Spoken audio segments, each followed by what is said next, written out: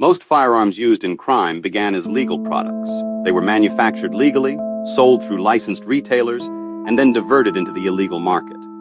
Understanding how that diversion happens is essential to understanding both the problem and the possible responses. There are a few main pathways. Theft is one of the largest, with several 100,000 firearms stolen from legal owners each year, often from unsecured homes and vehicles. Diversion during legal transactions is another, including corrupt dealers. Strikingly, the ATF found that a relatively small share of licensed dealers accounted for a disproportionate share of crime guns recovered shortly after sale, so the problem is concentrated among a small number of bad actors.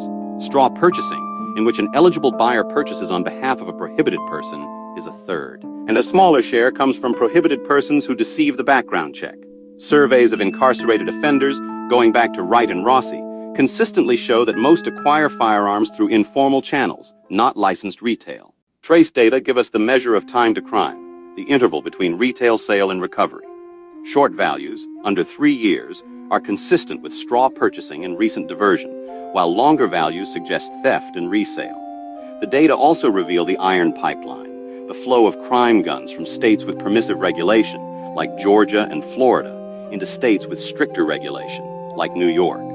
These flows are stable enough that cities can identify their source states. The pattern is a central argument for federal action, because state reforms cannot fully address supply from elsewhere, and it also means that evaluations of state policy may understate effects because of cross-state contamination. Background checks apply to licensed dealers but not to private transfers, the so-called private sale loophole. The term gun show loophole is misleading, since most gun show sales are by licensed dealers. Private sales make up roughly 1/5 to 1/4 of transactions. State expansions of background checks have produced mixed evidence, partly because enforcement in private settings is difficult and compliance has not been systematically measured. Newer challenges are emerging. Ghost guns, assembled from unfinished frames and receivers, sometimes called 80% receivers, that required no background check, have risen sharply in some jurisdictions and defeat tracing because they lack serial numbers. A 2022 federal rule brought these components into the regulatory framework, and the Supreme Court upheld it in 2025. Three-dimensional printed firearms remain a small share of crime guns so far, but the technology and the contested First Amendment status of digital files bear watching.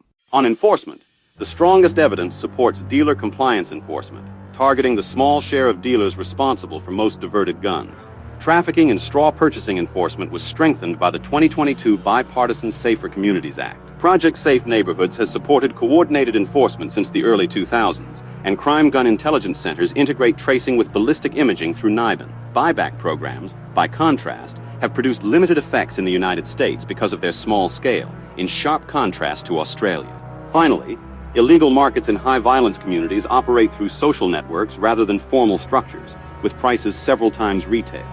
An 80-20 pattern recurs throughout. A small share of suppliers accounts for most of the supply. That concentration means well-targeted enforcement can disrupt substantial shares, and the most promising work integrates supply-side enforcement with demand-side interventions like focused deterrence.